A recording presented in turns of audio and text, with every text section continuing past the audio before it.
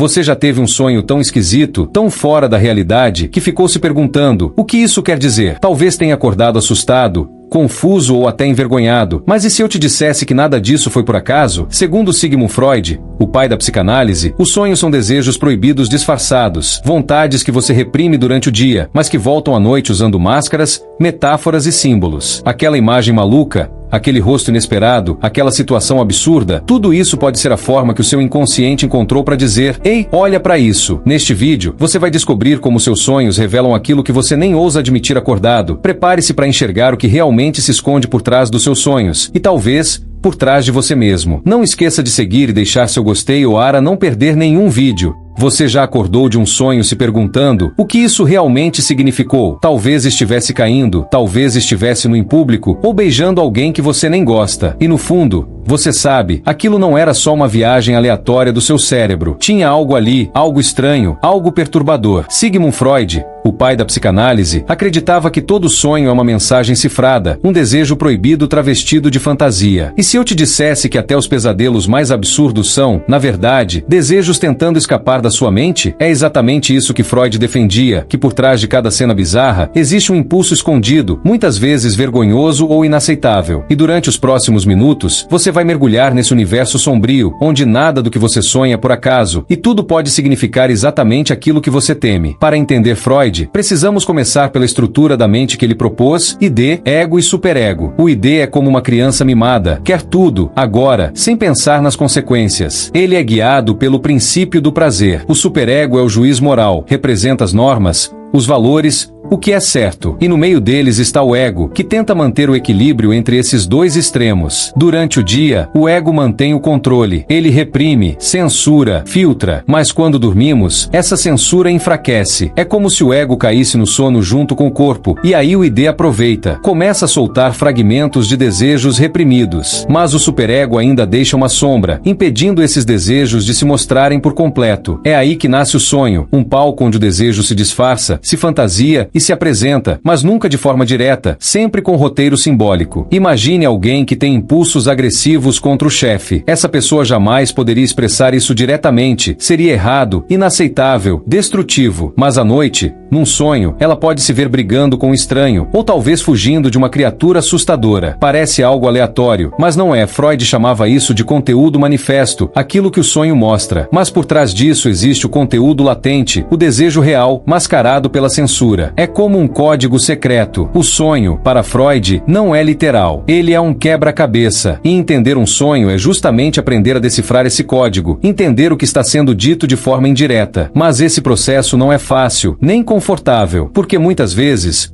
o que o sonho revela é justamente aquilo que você não quer saber sobre si mesmo. Freud acreditava que os sonhos funcionam como válvulas de escape para o inconsciente. Se não liberarmos esses desejos reprimidos de alguma forma, eles se acumulam e podem explodir em sintomas, ansiedade, fobias, até doenças psicossomáticas. O sonho, então, é uma espécie de terapia noturna, um ensaio, uma forma segura de vivenciar simbolicamente aquilo que seria destrutivo na vida real. Mas como essas mensagens são construídas? Freud identificou mecanismos como condensação, onde vários pensamentos se unem numa só imagem, e deslocamento, quando um sentimento intenso é transferido para algo aparentemente relevante. É por isso que um simples objeto num sonho pode ter uma carga emocional enorme. E por isso também que os sonhos não fazem sentido lógico, porque não foram feitos para serem lógicos, foram feitos para esconder e ao mesmo tempo revelar. Mas será que todo sonho tem um desejo oculto? Freud diria que sim. Mesmo os pesadelos? Sim. Até mesmo os mais assustadores. Para ele, o terror de um pesadelo pode ser uma reação à manifestação de um desejo inaceitável. É como se o próprio ego, ao perceber que algo proibido está surgindo no sonho, tentasse interromper o processo, causando medo. O pesadelo seria uma forma de censura de emergência. Por exemplo, sonhar com a morte de alguém pode parecer assustador, mas Freud veria aí a expressão simbólica de um desejo de libertação, de raiva reprimida, de ambivalência emocional. Nada é por acaso. Tudo tem uma origem. E quase sempre, essa origem está escondida no porão do inconsciente, onde trancamos aquilo que não suportamos admitir. O que deixa tudo ainda mais intrigante é a ideia de que os sonhos não falam uma linguagem universal. Freud rejeitava a ideia de dicionários de símbolos. Para ele, o significado de um objeto num sonho depende da história de vida vida da pessoa. Um cavalo pode simbolizar liberdade para um e punição para outro. Um beijo pode ser amor ou traição. O sonho é profundamente pessoal e interpretá-lo exige uma análise individual. É por isso que a psicanálise trabalha com associação livre. O paciente fala tudo que vier à mente sobre aquele sonho, sem censura, e o analista busca as conexões. Freud não queria interpretar o sonho por você, ele queria que você próprio encontrasse as respostas escondidas em sua fala, em suas memórias, em seus silêncios. Agora, pare e pense, o que você andou sonhando ultimamente? Alguma cena repetitiva? Alguma imagem que não sai da sua cabeça? Algum rosto que aparece toda noite? Será que não é o seu inconsciente tentando te dizer algo? Algo que você está evitando encarar? Para Freud, os sonhos são confissões camufladas. Eles dizem aquilo que você quer, mas não pode querer. São gritos abafados da alma. E quando ignoramos esses sinais, podemos acabar nos sabotando na vida real, tomando decisões que não entendemos, repetindo